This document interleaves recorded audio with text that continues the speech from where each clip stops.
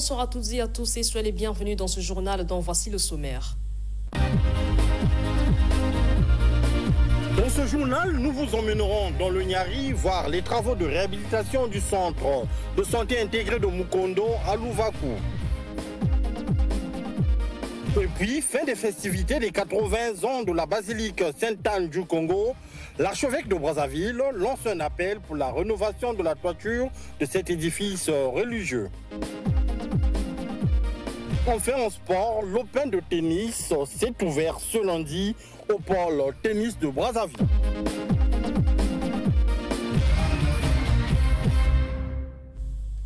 Merci de nous choisir pour vous informer. J'espère que vous vous portez bien. Même si les tâcherons de la Congolaise des eaux sont en colère, ils sont montés sur leurs 4 chevaux pour exprimer leur mécontentement à la tutelle ce lundi qui ne veut pas, entre guillemets, régulariser leur situation, notamment leur droit de travail, malgré la décision de la justice. On a compté plusieurs tâcherons ce lundi en colère devant la direction générale de cette société de distribution d'eau en République du Congo. Images et commentaires de Irma Oko et Audvarez Tabira. Vuvuzela, sifflets et même les sons de couvercles des casseroles, ces tâcherons de la Congolaise des eaux, au total 141 personnes, n'en peuvent plus. Récemment, il y a eu une commission qui s'est tenue, qui a commencé en avril, qui a pris fin en main. Donc, le promoteur de la commission était le directeur général, M. Makita, qui était le président de la commission. Il y a eu les autorités de la police, il y a eu les inspecteurs de travail et nos dirigeants. La date était tenue qu'en juillet 2024 et en juillet 2025. Donc, du juillet 2024, la note devait sortir. Et hormis cela, nous avons eu à porter plainte à l'S1-2 depuis fort longtemps. On avait gagné le procès, nous avons la grosse. Il y a eu une période où la justice congolaise avait demandé à la société S1-2 de pouvoir engager ces gens qui avaient porté plainte. Et la société a engagé d'autres personnes, il a eu à recruter 412 personnes. Nous n'avons eu jamais à figurer sur cette liste. Ils ont donc choisi d'être vent debout pour réclamer leurs droits. Dans les discours précédents du président de la République, il a dit l'année 2024, c'est l'année de la jeunesse. Mais cette jeunesse ne travaille pas. Nous sommes délaissés. Qu'est-ce qu'on va devenir? Quand on devient des délégués, qu'est-ce qu'on va faire? Donc nous sommes manifestants aujourd'hui ici pour déclarer nos droits. M. Makita nous a dit, il y a 4 mois passés, que juillet 2024, on devait apercevoir des salaires. Et hormis cela, il y a eu un montant favorable qu'on devait nous donner de 2 millions à chacun. Et récemment, on a eu appelé nos dirigeants, M. Makita, l'inspecteur et tout ce monde qui était là, ils disent que ce qu'on s'était tenu pour juillet 2024, ce serait plus possible. On va que vous prendre compte en septembre. Mais si rien que sur cette note, ce qui a été dit n'est pas respecté, mais ce qu'on nous dit à Laval, est-ce que ça sera respecté? Je ne pense pas. Une délégation conduite par le coordonnateur des prestataires de LCDE aurait même rencontré les directeurs des ressources humaines de cette société pour résorber cette situation qui date de plus de 10 ans. Le mois de juillet devait être pour le paiement de notre premier salaire. Malheureusement, quand nous sommes arrivés au mois de juillet, nous avons constaté qu'il n'y a pas la réalisation de ce qu'on s'était convenu. On vient de rencontrer le DRH. Le DRH nous dit qu'ils sont de bonne foi, ils ont tout préparé de leur niveau, il n'y a plus de problème. Mais ils ont un problème de trésorerie. Mais en contrepartie, ils ont quelques biens qu'ils peuvent mettre en vente afin de résoudre le problème. Maintenant, ils ne peuvent pas faire ça d'eux-mêmes. Ce sont des biens de l'État, ils ne peuvent pas.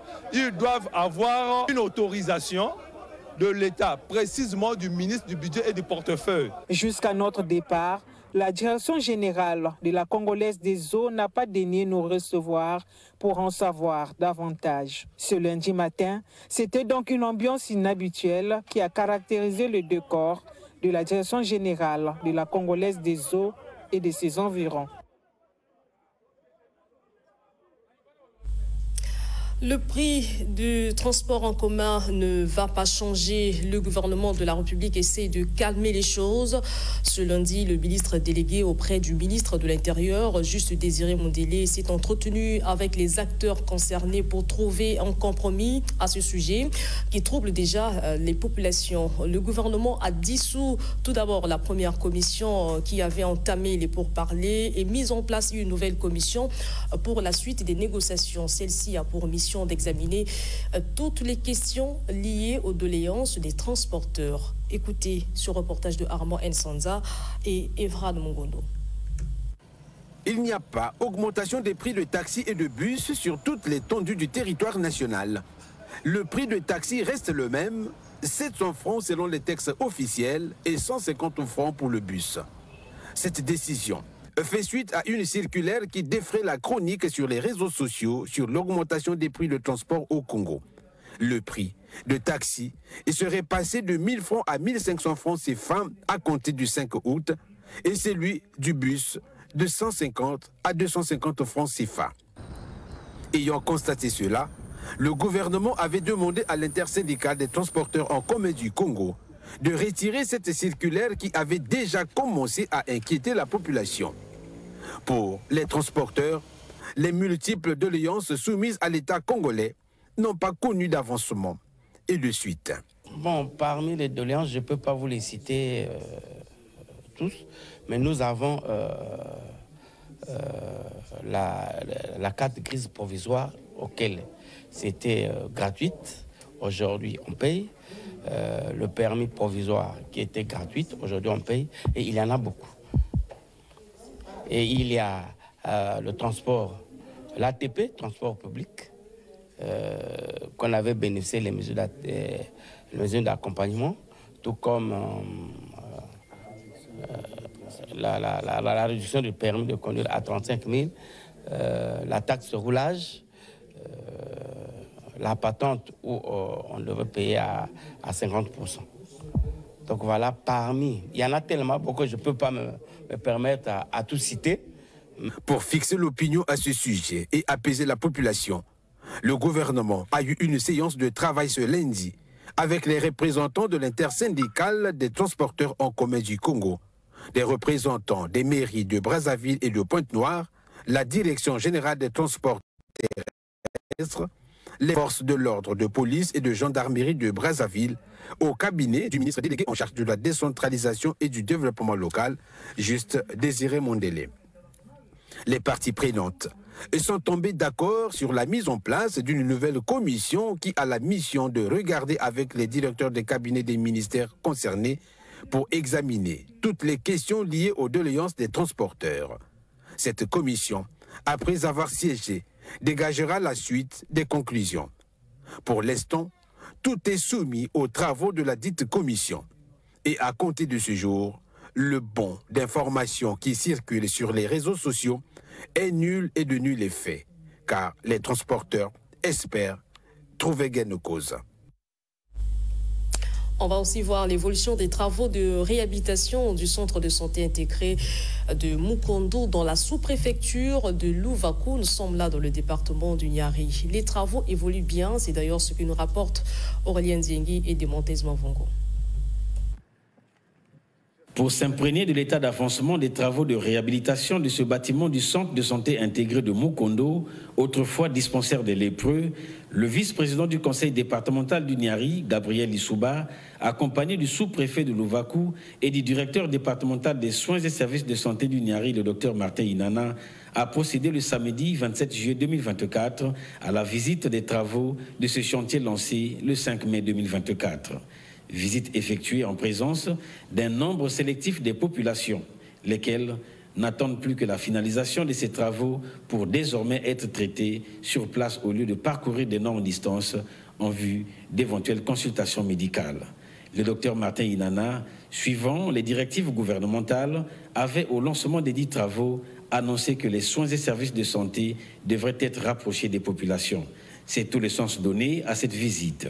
Véritable satisfaction de Pascal Boukongo, chef du village Mukondo. Là, nous sommes très contents. Même la population était ravie de voir que les travaux vont déjà à la fin. Donc d'ici peu, dès que nous allons revenir, c'est pour maintenant inaugurer. Le sous-préfet de Louvakou sur le pourcentage d'exécution des travaux. Ce n'est pas de l'imaginaire. Nous sommes à plus de 75% d'exécution des travaux. Et ce qui rassure déjà et lance une sonnette d'alarme à la population que d'ici bientôt, ils auront un centre au lieu de parcourir les kilomètres pour aller se faire soigner. J'apprécie l'évolution des travaux, déjà que ça avance très vite, il faut avouer, parce que même moi je m'y attendais pas. Je crois que d'ici 1 mois et demi, on peut procéder à l'inauguration. Et voir ce centre être réhabilité, c'est un ouf de soulagement pour un père. Et demain, je crois que les populations n'auront plus du mal à se faire consulter parce qu'ils auront un centre à la maison. Donc, vous voyez que c'est un village ici. Il se lève le matin, à 5 minutes de marche, il est à l'hôpital pour se faire consulter. Donc, ils n'auront plus de problème de parcourir des kilomètres. Donc, c'est pour moi un ouf de soulagement. Enfin, ce centre de santé, fermé depuis 1995, redonnera à sa réouverture le sourire à la population de Louvakou, restée jusque-là enclavée sur le plan sanitaire. Le 5e congrès de la Société congolaise des gynécologues obstétriciens s'est ouvert ce lundi à Kintélé. Pendant 2 jours, les experts détenteurs du savoir de cette branche de la médecine venus du Congo et de 11 autres pays vont échanger sur le thème « Améliorer la santé de la femme, de la mère et du nouveau-né » afin d'être au rendez-vous de l'atteinte de l'objectif du développement durable numéro 3. Armel Christian Zingamioko fait le point. Un hommage rendu aux maîtres de leur vivant, cela n'arrive pas tous les jours.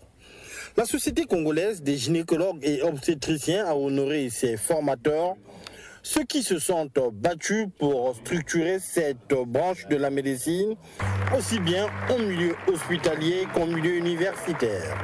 Il s'agit des professeurs Jean-Roger Ekunzola et Léon Hervé Iloki de nationalité congolaise, ainsi que le professeur Gilles Bodi de nationalité française.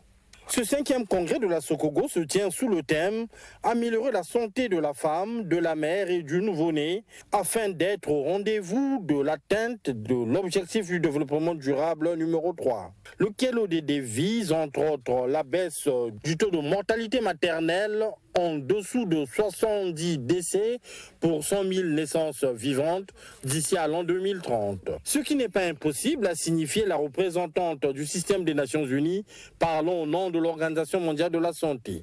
Les progrès réalisés dans certaines régions du monde montrent qu'il est possible de réduire le décès maternel et néonataux. Ceux-ci ont permis de manière générale et particulièrement dans les pays à revenus faibles une diminution du taux de décès maternel d'environ 15% entre 2015 et 2020.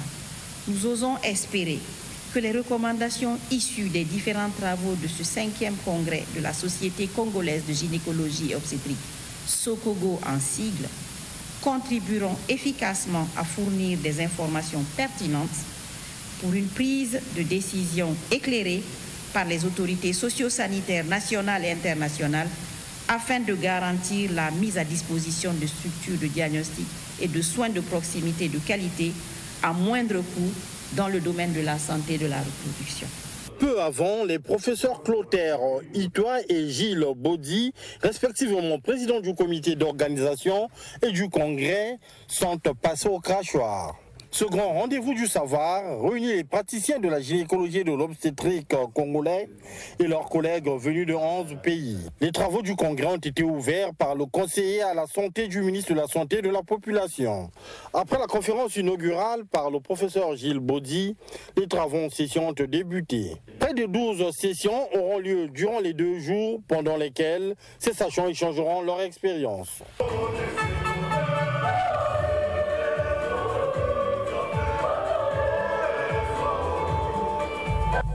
Soutenance dans mémoire de master en management des entreprises. 2 étudiants ont défendu leur travail basé sur la recherche de la gestion prévisionnelle des effectifs des personnels soignants au CHU de Brazzaville. Suivez. Soit une note globale de 16 sur 20. Mention très bien. Audrey Gisèle Nkundi Bella et Larissa Babiengue sont désormais détentrices d'un master professionnel en management des entreprises de l'École supérieure de gestion et d'administration des entreprises, ESGAE en sigle. Ce après la soutenance en public d'un mémoire sous le thème « La gestion prévisionnelle des effectifs et les compétences du personnel soignant du centre hospitalier universitaire de Brazzaville ». Travail de recherche qui soulève la problématique de l'importance et la valorisation des ressources humaines. L'objectif visé par ce travail, contribuer à l'efficacité du système de gestion prévisionnelle des effectifs du CHU de Brazzaville par rapport à ses besoins en termes de ressources humaines, en passant par l'analyse de l'évolution du personnel médical du CHUB d'ici 2034. En partant du questionnement sur l'efficacité du système de gestion prévisionnelle des effectifs du CHU de Brazzaville et des actions à mener pour y parvenir, les MP30 ont proposé quelques pistes de solutions. Premièrement, je ferai de telle sorte qu'on rédige un plan de formation, l'emmener au comité de direction en vue de l'adopter. Deuxièmement, je procéderai aux entretiens de carrière chaque année pour mon personnel. Et ensuite, je ferai également des bilans de compétences à la fin de chaque année. Ce travail de mémoire, écrit sous la direction du Dr Edouard Mibangwaila Boukaka, a été apprécié à sa juste valeur par le jury, présidé par le Dr Badila Makaya Maurice. En quelques chiffres, on peut retenir qu'entre 2024 et 2034, 22,1% des effectifs du CHU de Brazzaville feront valoir leur droit à la retraite, parmi lesquels 159 infirmières. L'armée populaire de libération de la République populaire de Chine a totalisé cette année 97 ans. Pour marquer cet événement, au Congo, l'ambassade de Chine au Congo a organisé une cérémonie à laquelle ont pris part plusieurs personnalités politico-administratives du Congo. Vincent de Paul Koubemba et David Gomez nous font le point. Une séquence de vidéos montrant les soldats chinois et leurs engins de guerre en action. L'heure est à la commémoration du 97e anniversaire de la fondation de l'armée populaire de libération, APL en sigle, une armée créée le 1er août 1927 au lendemain du soulèvement des Nations. Un soulèvement qui marqua le début de la guerre révolutionnaire. Et pour planter le décor, les hymnes nationaux du Congo et la République populaire de Chine ont été entonnés.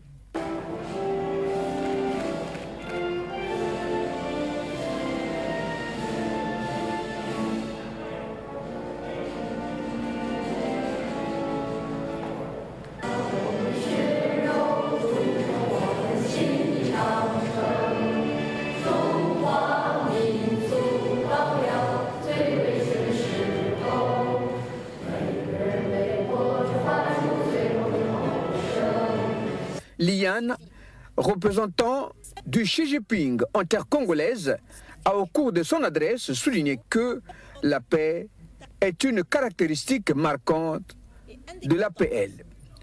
C'est un ADN culturel de la nation chinoise, une valeur que le Parti communiste chinois porte toujours. Elle est convaincue que cette aspiration est commune aux Congolais et au reste du monde. La Chine, poursuivant résolument la voie du développement pacifique vers la modernisation, attire l'attention du monde entier. C'est un prénom extrêmement important, venu dans une période cruciale pour promouvoir le développement d'un grand pays et réaliser de grands renouveaux de la nation par la modernisation à la chinoise.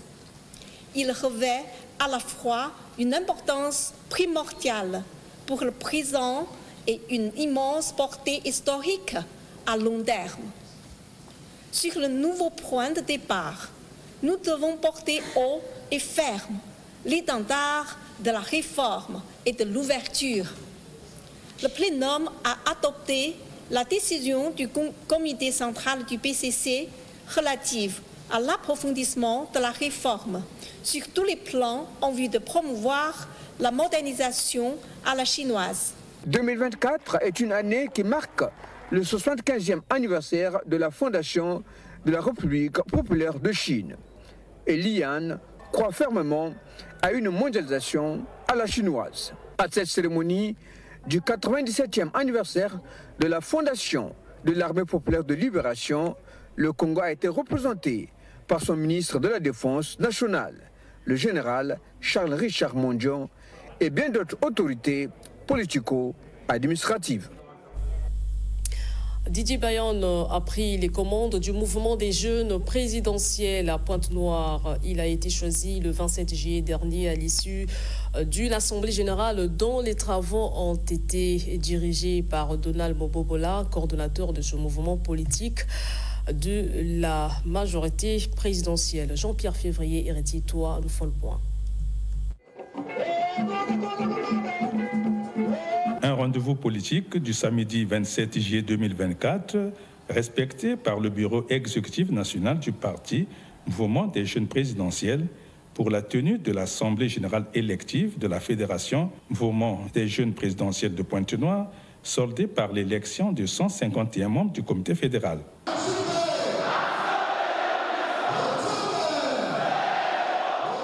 Des assises supervisées par Donald Mobobola, président coordonnateur national du parti, en présence des dirigeants politiques de la majorité présidentielle, des invités d'honneur et des jeunes du mouvement présidentiel des autres départements du Congo. En toile de fond de la cérémonie, le mot de bienvenue du président fédéral sortant et de la locution d'ouverture du président coordonnateur national. À l'issue des travaux, Didier Bayonne est élu nouveau président de la Fédération Mouvement des jeunes présidentiels de Pointe-Noire et Jean-Baptiste Tati présidera la commission de contrôle et d'évaluation de Pointe-Noire. 2 motions ont été rendues publiques.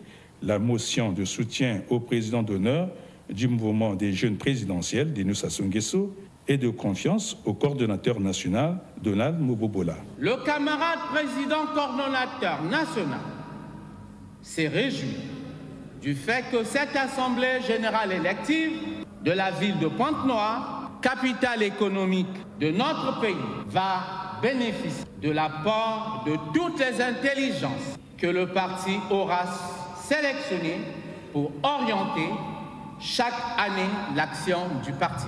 Le camarade président coordonnateur national a émis le souhait de voir tous les membres du MJP repartis à travers le pays de se mettre en ordre de bataille. Des membres élus ont reçu du président du parti des accolades de félicitations et le port des écharpes. Clôturant les travaux, Donald Mobobola a réitéré la fidélité de sa jeunesse à Denis Sassou Nguesso. Il est important que nous tous, nous devons conquérir les zones non acquises.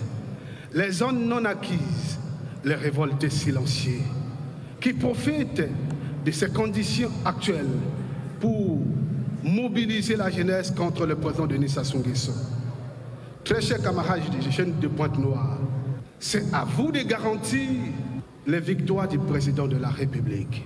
Pointe-Noire, l'espoir du président Denis Sassou Nguesso se repose sur vous.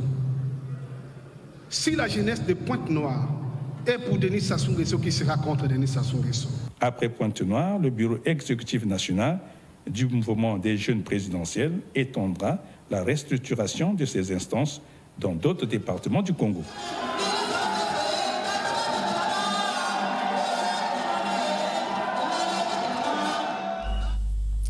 Pour plus se rapprocher de la population congolaise, l'ONG DKT International a organisé un concours de SAP à des fins de la sensibilisation sur le VIH-Sida et les IST. La finale de ce concours a eu lieu samedi dernier à Brazzaville avec la vulgarisation de la marque des préservatifs OK Condom. C'est un reportage de Charfine Mabiala.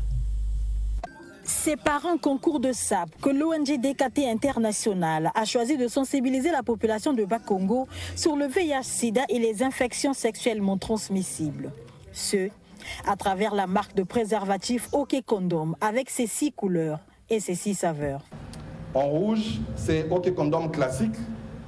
Il est classique, pourquoi? Parce que c'est pour des gens qui s'estiment être classe. Nous avons OK Condom à la menthe, que nous appelons affectueusement climatiseur, parce que ça donne une sensation de fraîcheur quand on l'utilise. Nous avons OK Condom chocolat, que nous appelons bébé choco, parce qu'il a une saveur de chocolat. Nous avons à droite, couleur rose, nous avons OK Condom à la fraise, parce que ça sent très bon, ça sent la fraise, on l'appelle moinapoto. En bleu, c'est OK Condom retard. Là, c'est pour nous les hommes, c'est plus pour nous les hommes. Nous avons OK Condom pointillé nervuré. Celui-là contient de crampons. C'est pour plus de plaisir. Le plaisir d'une minute peut gâcher toute une vie. D'où l'invite du représentant de DKT International au Congo à l'utilisation de ces préservatifs. C'est pourquoi nous voulons que vous qui êtes ici présents, parents, frères, sœurs, que vous ayez le temps, la possibilité de sensibiliser le jeune à la cité par rapport au VIH-Sida, par rapport aux grossesses non désirées, en leur conseillant d'utiliser OK Condom. Ce concours qui a débuté il y a 5 semaines a connu son épilogue samedi dernier, avec 21 sapeurs en lice, dont 6 dans la catégorie dames et 15 dans la catégorie hommes.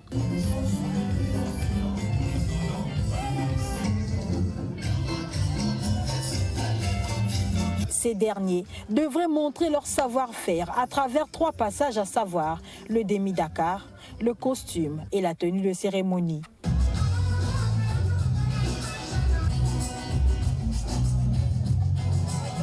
À la catégorie dames arborant un habillement à la garçonnette, c'est le numéro 4, Boudimbu Honorine de Mpissa, qui a retenu l'attention des membres du jury en cette 2e édition. Elle a occupé la première place. La première place revient au numéro 4. C'était prévisible puisqu'elle s'était faite remarquer à chacune de ses sorties. La numéro 4 faisait sensation. Elle est suivie par le numéro 1, Ndundu Nadej de la TANAF. À la catégorie homme, le titre de meilleur sapeur a été décerné au numéro 9, Magloire Pungi de Diata. Soyez ambassadeur de OK Condom pour la protection de la jeunesse. Les 2e et 3e places ont été remportées respectivement par Sika Stallone de Mbono et Calix Pépin de Mukunzi Ngwaka. Quoique, ces résultats étaient contestés par les passionnés de la SAP présents sur les lieux. Le choix était très difficile parce que 15 concurrents, bien habillés, bien stylés, il fallait faire vraiment ce que nous avions eu à faire. Entre la démarche, la tendance et le style, les critères de sélection, les sapeurs ont su tenir en haleine le public. C'est un pari tenu pour DKT International. Pour information, OK Condom est vendu à 500 francs CFA dans une boîte de 3 dans les pharmacies de la place.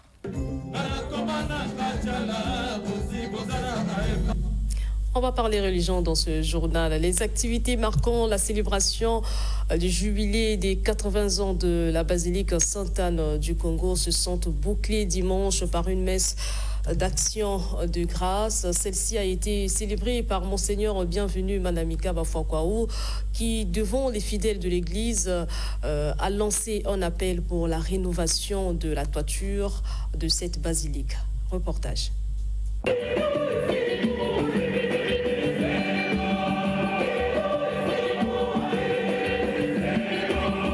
Ils ont voulu marquer d'une pierre blanche cette journée du 28 juillet 2024. Ces paroissiens de la basilique Sainte-Anne du Congo qui se sont massivement mobilisés pour participer à la messe de clôture du jubilé des 80 ans de cette basilique. Lancée depuis le 30 juillet de l'année passée, c'est ce dimanche que les activités marquant la célébration de ce jubilé se sont achevées par une célébration eucharistique présidée par l'archevêque de Brazzaville, Monseigneur Bienvenu Manamika Bafouakwaou, symbole du brassage des cultures et des peuples.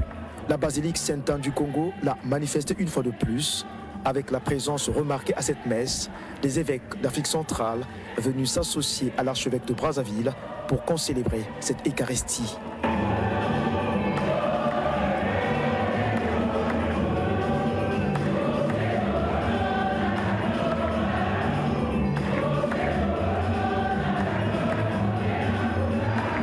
traçant les grands moments de sa construction et de sa réhabilitation, Monseigneur Bienvenu Manami Kabafo Kwaou a salué l'apport des uns et des autres, nationaux et étrangers, sans omettre le soutien du couple présidentiel. Madame Sassou Nguesso, par ailleurs, marraine de ce jubilé, a honoré de sa présence cette célébration eucharistique. En dépit de tous les soins prodigués à cet édifice, Sainte-Anne est une basilique dont le besoin de rénovation d'une partie de sa toiture demeure urgent, a souligné l'archevêque de Brazzaville. Au cours de cette année jubilaire, nous devons reconnaître humblement que Sa Majesté Sainte-Anne souffre en silence depuis le drame du 4 mars, dont les déflagrations ont perturbé la régularité de sa toiture verte qui connaît d'importantes infiltrations d'eau pendant la saison des pluies. Sa Majesté Sainte-Anne nécessite de grands travaux pour éviter de sérieuses dégradations qui s'imposeront dans un futur proche. C'est d'ailleurs l'explication du thème de ces 80 ans. Je cite, « Comment sauver Sainte-Anne ?» Il s'agit là d'une interpellation au sursaut de préservation, de sauvegarde de notre fierté au cœur de Poto-Poto. C'est de nouveau une sollicitation de notre sens du devoir, appuyée par le devoir de mémoire.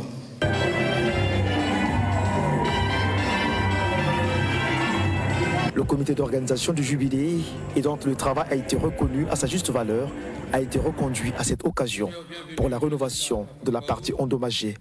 Inaugurée le 2 février 1943, cette basilique est connue pour son architecture distinctive avec son toit de tuiles de céramique et ses arcs en béton armé. La basilique Sainte-Anne du Congo a été conçue par l'architecte français Roger Herrel.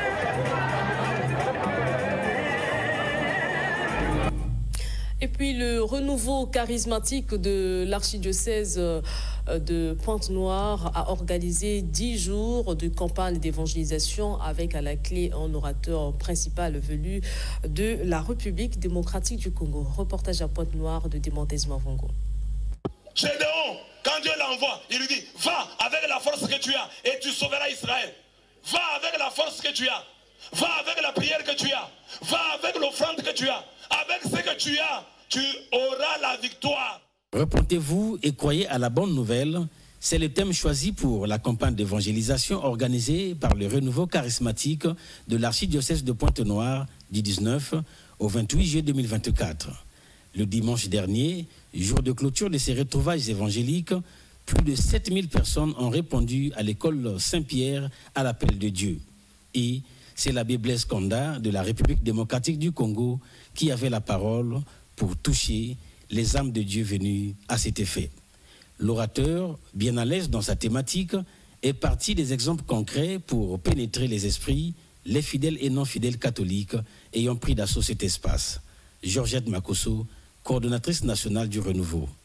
Quand on choisit un thème, c'est par rapport au sentir. On se dit que par rapport à une situation, nous sommes obligés de prendre tel thème parce que ce thème-là cadrerait avec les besoins du peuple de Dieu. Il y a le sentir et puis voir si ce thème trouve le besoin du peuple de Dieu. Mais je crois que mes impressions sont bonnes.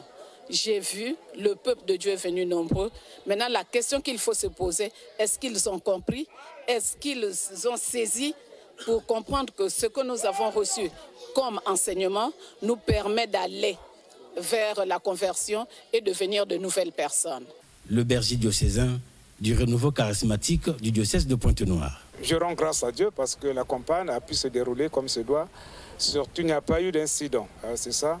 Tout s'est passé normalement. Le peuple a répondu nombreux. Là, hier, on était, c'est pas 6 000. Aujourd'hui, le nombre a augmenté, donc on estime à peu près 7 000. Venus des coins, de tous les coins de la ville. Donc, je me réjouis parce que le message, au moins, a reçu son écho. L'abbé Blaise a pu donner le message qu'il fallait. Et le peuple a accueilli favorablement ce message qui a touché pleinement tout le monde. Donc, c'est ça, en fait, qui me fait réjouir. Ma satisfaction, c'est celle-là. Très honoré par l'engouement du peuple de Dieu de la ville de Pointe-Noire, l'abbé Blaise Konda bénit le Seigneur. Je bénis le Seigneur pour l'église de Pointe-Noire, le peuple de Pointe-Noire. Depuis que nous sommes là, vraiment, Nous avons été vraiment touchés et nous partons touchés par l'accueil que nous avons reçu, par la promptitude de ce peuple vis-à-vis de la parole de Dieu, la manière de l'accueillir. En tout cas, nous sommes vraiment touchés. Nous partons nous-mêmes convertis et par ce peuple. La parole de Dieu, quand il arrive, elle apporte toujours des résultats.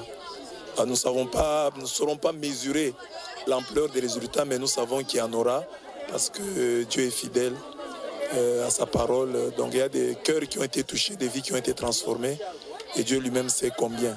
Mais nous avons fait notre part et nous croyons que Dieu fera aussi sa part. Enfin, plusieurs chrétiens convertis et non convertis ont été en communion avec le Saint-Esprit à travers cette campagne d'évangélisation.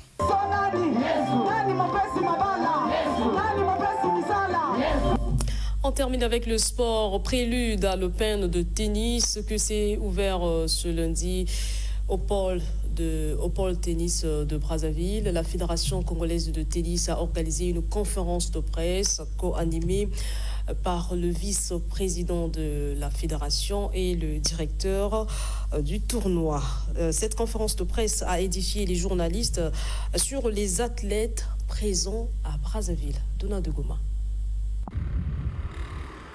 C'est sur ce terrain du pôle tennis de Brazzaville que les 56 athlètes internationaux et les 4 Congolais rivaliseront d'ardeur et de courage à la faveur du démarrage ce lundi de l'Open de Brazzaville.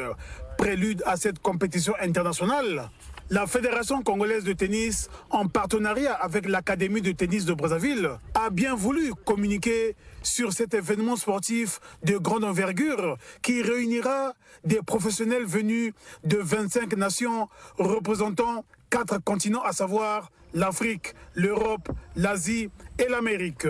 À la manœuvre, le directeur du dit tournoi, Hugues-Henri Ngolondele, qui nous a révélé au cours de ce face-à-face avec la presse sur la particularité de ces retrouvailles de la jeunesse mondiale à Brazzaville. La particularité de ce tournoi, c'est que c'est un tournoi senior. Ce sont des professionnels qui sont classés ATP et dans on a un joueur qui est portugais, qui est classé 270e mondial, qui est déjà arrivé ici avant-hier, donc ce n'est pas rien. Je répète, 270e mondial, sachant que des joueurs de tennis, il y en a des milliers, et qu'on ait le 270e meilleur joueur du monde qui vienne ici au Congo pour jouer, c'est vraiment un honneur pour nous. Et la particularité, c'est qu'il y a de l'argent en jeu. Quand on parle de M25, c'est que c'est 25 000 $ qui sont ventilés. Donc le gagnant de cette compétition va gagner 3 600 $. 3 600 $. Et voilà la différence avec les J30. Ils gagnent des points et ils gagnent de l'argent. Les juniors, par exemple, ne gagnent que des points. Mais pour les seniors, ils gagnent de l'argent. Donc les enjeux sont encore beaucoup plus importants. Parce que même un point ATP, ça coûte cher. Et sur le choix des 4 athlètes congolais qui représenteront le pays, le vice-président de la Fédération congolaise de tennis, Roger Obès, a signifié que ce sont simplement les meilleurs du dernier championnat national de tennis qui ont été choisis. Et en vue de renforcer les capacités des journalistes sportifs, question de leur permettre de mieux assimiler le règlement du tennis, le directeur du tournoi a promis prendre en ligne de compte cette doléance pour les futurs compétition. Brazzaville sera donc pendant 2 semaines la capitale du tennis mondial. Et c'est sur cette note sportive que nous bouclons complètement ce journal ce soir. Merci de l'avoir suivi. 21h passées de 8 minutes ici à Brazzaville, si vous nous suivez en direct. Merci pour votre fidélité à la chaîne du Bassin du Congo. On se retrouve demain pour une nouvelle session d'information.